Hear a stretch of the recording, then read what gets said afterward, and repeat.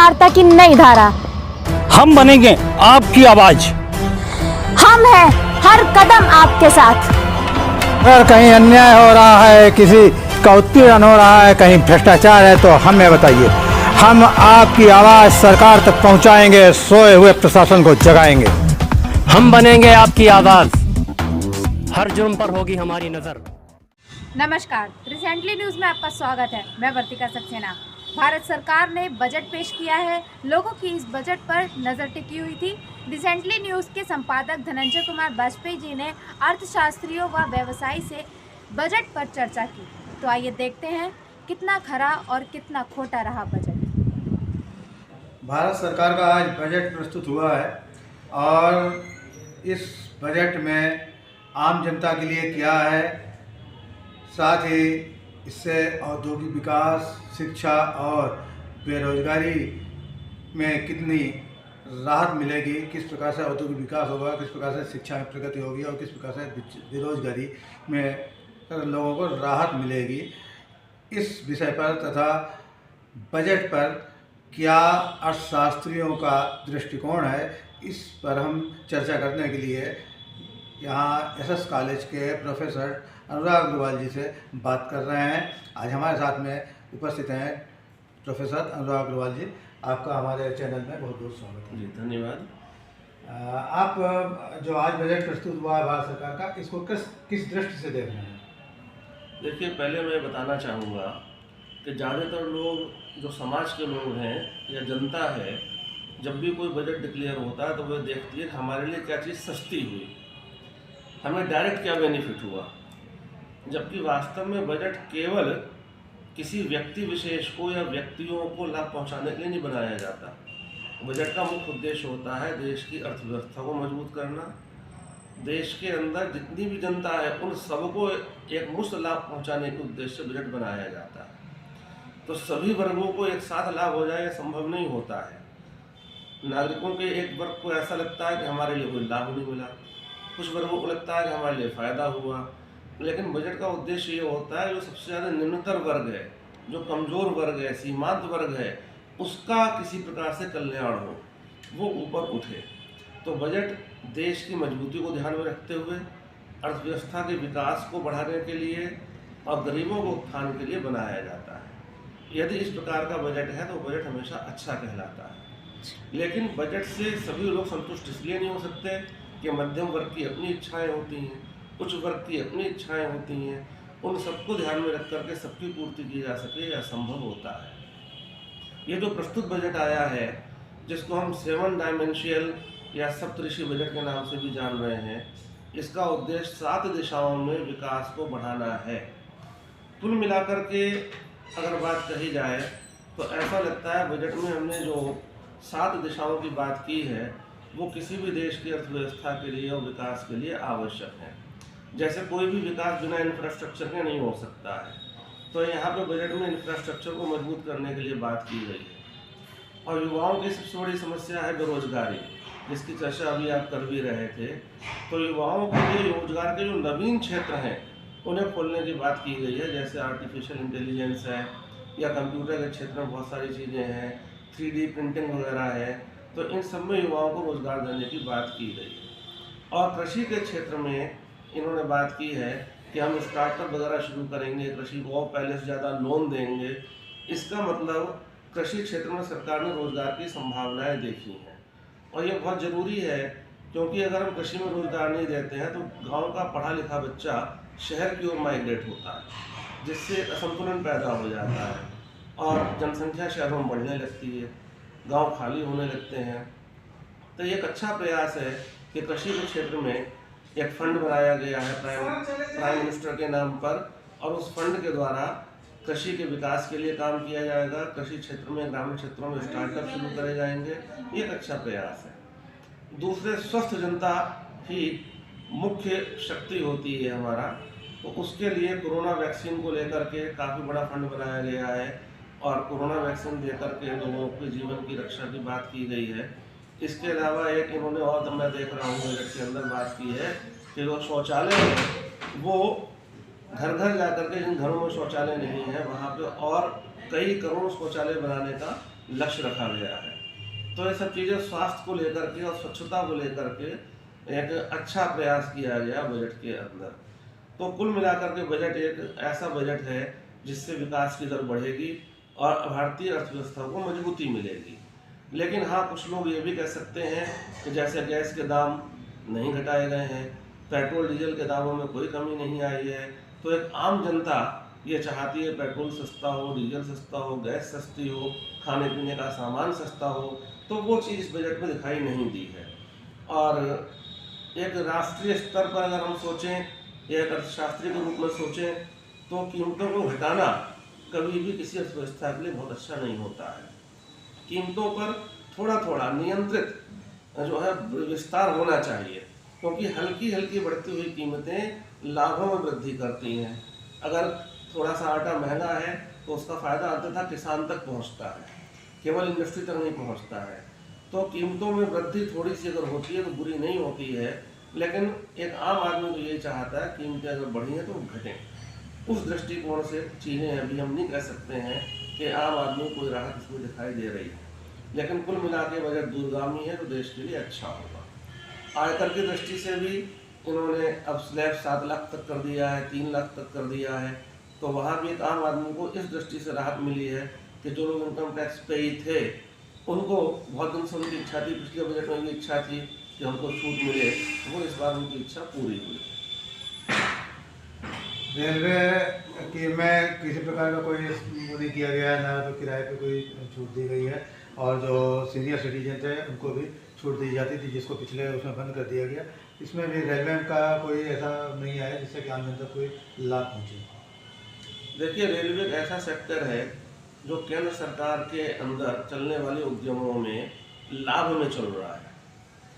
यद्यपि रेलवे अपने नागरिकों के लिए बहुत कुछ करना चाहता है, मैं बजट से थोड़ा हट कर के अगर कहूँ तो आज भी रेलवे के अंदर बिना टिकट चलने वाले बहुत से लोग हैं जो रेलवे को कहीं ना कहीं हानि पहुँचाते हैं। उसके बाद भी रेलवे ने बहुत चीज़ें करी हैं, अपने अंदर विकास किया है। बजट में अगर हम रेल के अंदर किराया कम कर देंगे तो जो लोग ऐसे हैं जिन्हें एसी की सुविधा चाहिए, जिन्हें फर्स्ट क्लास की सुविधाएं चाहिए, उनका तो किराया कम हो नहीं सकता, क्योंकि वो तो किराया देने के लिए सक्षम है। और जो लोग सामान्य वर्ग के लोग हैं उनके लिए जनरल की जो सीटें का किराया पहले से ही ऑलरेडी उचित है और कम है, इसलिए सरकार ने उसमें कहीं पर कमी नहीं की है।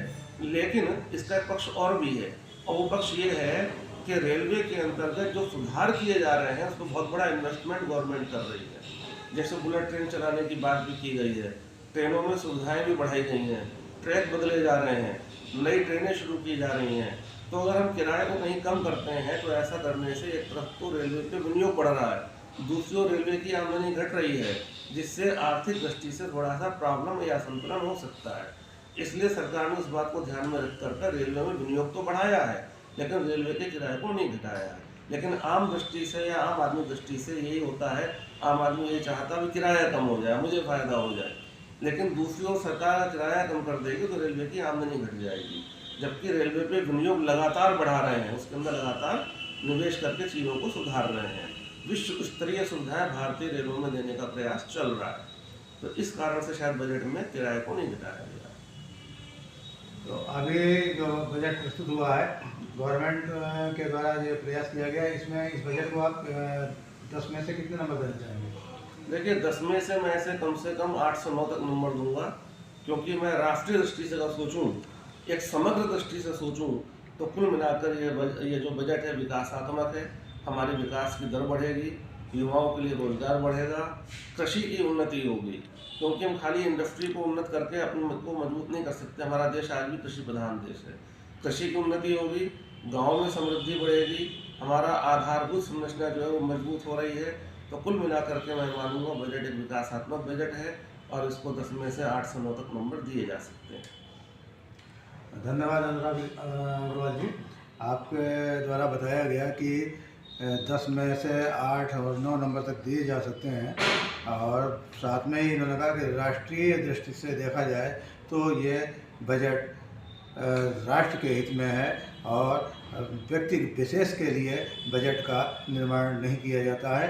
भारत सरकार ने आज बजट प्रस्तुत किया है, हम अर्थशास्त्रियों से भी मिल चुके हैं, कई प्रोफेसर से मिल चुके हैं, उन्होंने अपनी अपनी राय जाहिर की है। और अब हम व्यवसायी और उद्योगपतियों से भी बात करना चाहेंगे।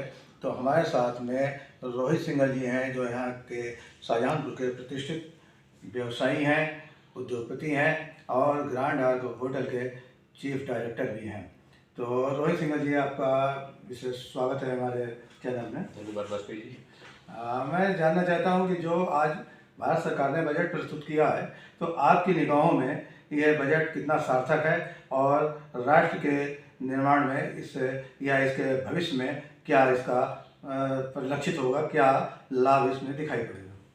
वाजपेयी जी, जैसा कि आप देखेंगे कि प्रदेश सरकार पिछले कुछ दिनों से बहुत अधिक धरातल पे नए इन्वेस्टमेंट्स को लाने में और नए उद्योगों को लाने के लिए बहुत अधिक सीरियस है और बहुत अधिक प्रयास कर रही है। मुझे लगता है ये बजट उसी का एक पूरक है और मुझे ऐसा लगता है कि भविष्य में जो नई इंडस्ट्रीज़ आएंगी, नए उद्योग आएंगे, उनको लगाने में अधिक मदद मिलेगी, अधिक सुविधाएं मिलेंगी। जो गवर्नमेंट चाह रही है, यदि हम वास्तव में वैसा वो कर पाई तो वास्तव में हमारा देश तरक्की की राह पे होगा। जैसा कि अभी आप देखेंगे पिछले कुछ दिनों में जो हमारे पड़ोसी मुल्क है उसमें एक पैनिक का माहौल है, कुछ वॉर की लड़ाइयाँ भी चल रही हैं, लेकिन हमारा देश उससे अछूता रह गया। ये गवर्नमेंट की दूरदर्शिता का ही परिणाम है। ये बजट मुझे ऐसा लगता है कि एक दूरदर्शी बजट है और आने वाले 2-3 सालों में इसका एक अच्छा परिणाम आप देखेंगे इस चीज़ को। क्या व्यावसायिक दृष्टिकोण से या औद्योगिक दृष्टिकोण से इसका क्या लाभ, व्यापार जगत में इसका क्या प्रभाव पड़ेगा? सबसे पहले तो मैं आपको बता दूं कि पहले अन्य सरकारों में व्यापारियों की बहुत नहीं सुनी जाया करती थी। गवर्नमेंट अपनी पॉलिसी बनाया करती थी एक ड्राइंग रूम में बैठ के, और जिसका धरातल पे कोई मूल्य नहीं होता था। आज के दिन हम अपनी बात प्रदेश सरकार से और राज्य केंद्र सरकार से कह सकते हैं। अभी हाल में ही जो मंडी टैक्स की छूट दी गई है मिलों को, जो उसमें प्रोडक्शन करती हैं, वो भी एक इसका प्रत्यक्ष प्रमाण है कि गवर्नमेंट बहुत सीरियस है कि उद्योगों को बढ़ावा मिले, किसानों को बढ़ावा मिले और राष्ट्र की प्रगति हो। तो अब आप जो आज बजट प्रस्तुत हुआ है और पिछले भी बजट आपने कई देखे हैं, आज के बजट में आप सरकार को, इस बजट को कितने 10 में से कितने नंबर देना चाहेंगे? मुझे लगता है कि इस सरकार को, मेरे तो फुल मार्क्स हैं, 10 में से 10 नंबर मैं सरकार को देना चाहूँगा। मुझे ऐसा लगता है यदि मैंने जितना भी इस बजट को मैं समझ पाया हूँ, मुझे ऐसा लगता है उन्होंने आगे भविष्य को भारत को सिक्योर करने के पूरे प्रयास किए इसमें। भारत सरकार के बजट पे हम चर्चा कर रहे हैं, निरंतर कई विशेषज्ञों से हम बात करते चले आ रहे हैं और आज हमारे साथ डॉक्टर रानी त्रिपाठी, जो कि अर्थशास्त्री हैं और प्रोफेसर आर्य महिला डिग्री कॉलेज में अर्थशास्त्र विभाग की रही हैं, साथ ही प्राचार्य भी वहाँ रही हैं। तो उनके व्यू जानना चाहेंगे हम कि क्या दृष्टिकोण है उनका। आज जो बजट प्रस्तुत हुआ है वो कितना जनहितकारी है और क्या वो राष्ट्र के निर्माण में कहाँ तक सहायक होगा, कितना औद्योगिक विकास होगा, शिक्षा का क्या विकास होगा और आम आदमी पर उसका क्या लाभ या क्या हानि है और आम आदमी कितना उससे प्रभावित हो रहा है। आइए हम जानते हैं डॉक्टर रानी त्रिपाठी जी से। डॉक्टर साहब, आपका स्वागत है हमारे चैनल में। धन्यवाद। आपसे हम जानना चाहेंगे कि जो बजट आज प्रस्तुत हुआ भारत सरकार का, क्या इससे आम जन को कितना प्रभावित होगा, उसे क्या हित होगा उसका और कितना उसको निराशा मिल रही है? वैसे जो सरकार का अभी बजट आया है, आज प्रस्तुत हुआ है, उसका डिटेल अध्ययन करने के बाद कुछ गहराई से बात की जा सकती है, लेकिन जितना समझ में आ रहा है कुल मिला के बजट ठीक है, जिसमें जो मिडिल क्लास वर्ग है उसके लिए बहुत काम किया गया है, बहुत आवंटित किया गया है धन, कि जो कर्मकार लोग हैं, बढ़ई हैं, लोहार हैं और छोटे छोटे जैसे कर रहे हैं मिस्त्री हैं, तो ये जनसंख्या में जो रोजगार प्राप्त करने वाले में सेल्फ में वो काफ़ी तादाद में हैं लोग, और इनके लिए न्यू इंडिया के तहत जो धन आवंटित किया गया बजट में, निश्चित रूप से उनकी आर्थिक स्थिति में सुधार होगा और ये एक बहुत बड़ी आबादी है। दूसरे, महिलाओं के लिए भी बजट में, एक घरेलू महिलाएं हैं या सर्विस क्लास हैं, 2 लाख तक की बचत पर 2 लाख की बचत पर उन्हें 7.5% ब्याज दिया जाएगा। ये भी उनके लिए एक इनकम का अच्छा तरीका है, क्योंकि अगर किसी परिवार में 4 महिलाएं हैं, 5 महिलाएं हैं, और अगर 2-2 लाख की बचत हो जाती है उनकी, तो एक इनकम उनकी हो जाती है उसमें होगी। और महिलाओं का इससे आत्मबल भी बढ़ेगा। हर महिला सर्विस नहीं कर रही है, घरेलू महिलाएं भी बचत कर लेती हैं, और अभी जो बचत खाते में उनका पैसा जमा होता है उस पर बहुत कम ब्याज है, जिसका कोई आकलन नहीं है, बहुत कम ब्याज दर पर है। तो ये महिलाओं के लिए उन्होंने एक आगे बढ़ने के लिए कदम उठाया है। दूसरी बात, किसानों के लिए भी एक बहुत अच्छी धनराशि बजट में रखी गई है कि वो उसका लोन ले सकते हैं। लेकिन उस लोन को ले सकते हैं किसान, लेकिन उसको अदा कैसे कर पाएंगे, ये उनके समक्ष समस्या है, क्योंकि एमएसपी डिक्लेयर नहीं की गई और उनकी जो फसलें हैं उनकी बिक्री से इतना पैसा उनको मिल सकता है, ये किसान अभी इसमें आश्वस्त नहीं है। क्योंकि गन्ना किसान जहाँ तक है वो बहुत दुखी है, क्योंकि उनके एक साल के पेमेंट कई जगह पर नहीं हो पाए। कुछ जगह पेमेंट हो गए, यूपी में काफ़ी लोगों के हुए हैं पेमेंट, लेकिन उसके बावजूद भी एक बड़ी तादाद में पश्चिमी उत्तर प्रदेश का किसान जो है उसका गन्ना का पेमेंट अभी तक रुका हुआ है। और ये टेलीविज़न के माध्यम से कुछ सामने आके भी किसान कह रहे हैं कि उनके पेमेंट्स का क्या होगा। दूसरा, किसानों के जो उर्वरक इत्यादि हैं उन पर सब्सिडी खत्म करी गई है।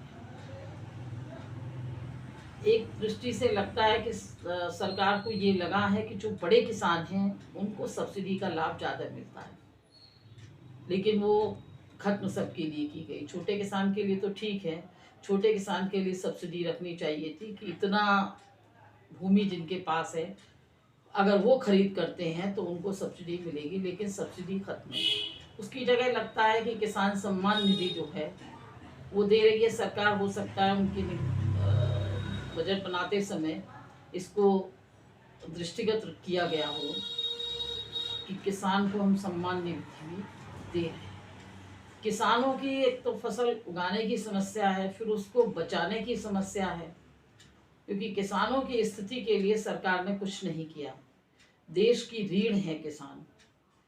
किसान पहली बार तो फसल को बोना, उसमें बीज खाद पानी लगाना, वो भी उसके लिए बड़ा कठिन काम है।